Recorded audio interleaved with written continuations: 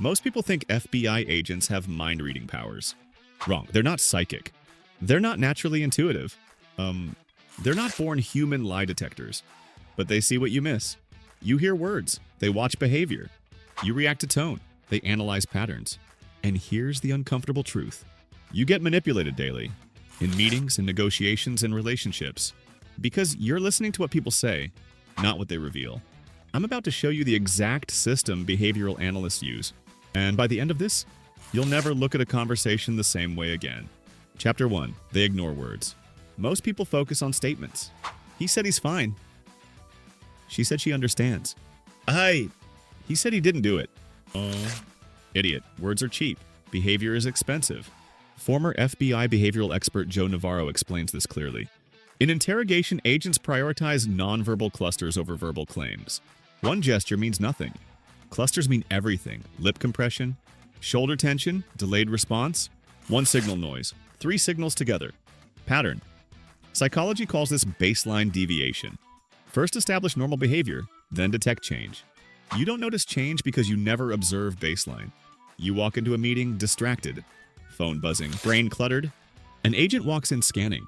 Posture, energy shifts, eye movement. They observe first, always.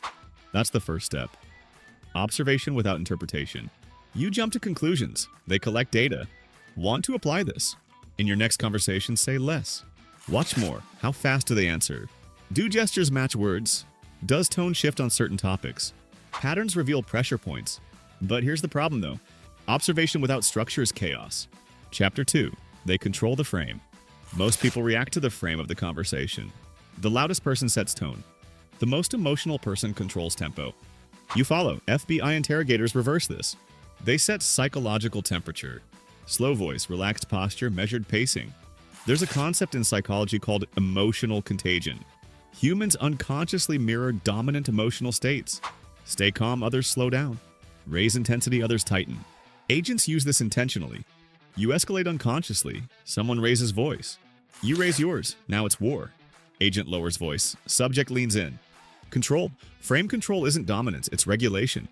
In negotiations, whoever controls tempo controls outcome. In arguments, whoever stays grounded wins leverage. Research in social psychology shows that emotional regulation increases perceived authority. Authority changes compliance. You want to read people better. Control yourself first. Regulate breathing. Slow speech, neutral tone. You cannot decode others if you're emotionally hijacked. Hit subscribe before you forget that. We don't react here, we regulate. But here's the thing, though. Even control isn't enough. Because deception isn't about lying. Chapter 3. They look for discomfort, not lies. You ask, is he lying? Wrong question. Better question. Where is he uncomfortable? Hey! People rarely leak truth. They leak stress. Polygraphs measure physiological arousal. Heart rate, sweat response.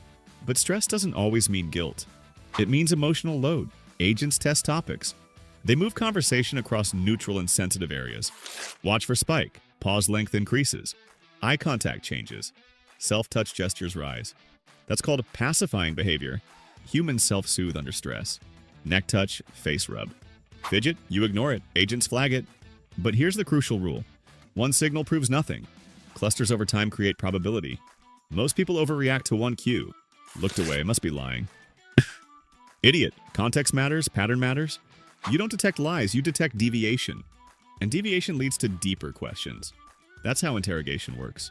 Layered pressure, gradual exposure. You don't confront instantly, you guide. Which brings us to the next advantage. Chapter 4, they ask calibrated questions. Average people ask closed questions. Did you do it? Yes. No. Conversation ends. Agents ask open, calibrated questions. How did that happen? What was going through your mind? Help me understand this part. Open questions force narrative. Narratives create inconsistencies. Inconsistencies create leverage. Chris Voss, former FBI negotiator, emphasizes this in hostage negotiation. Let them talk. Silence is pressure. You fill silence because you're uncomfortable. Agents weaponize silence. 5 seconds feels like eternity. People rush to fill it. And when they rush, they reveal more. You talk too much. You explain too early.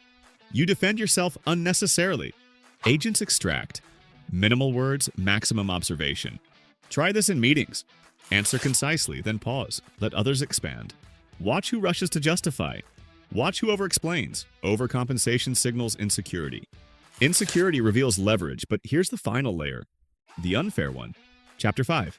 They separate ego from data. Most of you can't read people because you're reading yourself. You project. He seems rude. Maybe he's anxious. She seems distant. Maybe she's processing. Psychologists call this projection bias. You assume others think like you. Agents eliminate ego from analysis. It's not about being right. It's about pattern accuracy.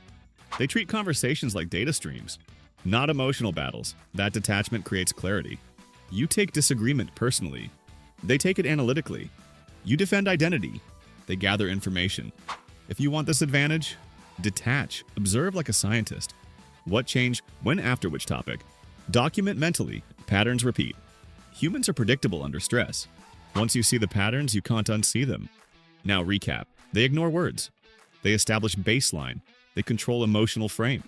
They track discomfort clusters. They ask calibrated questions. They detach ego. You listen to surface language.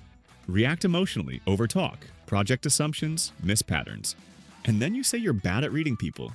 No, you're just untrained. But here's the problem though.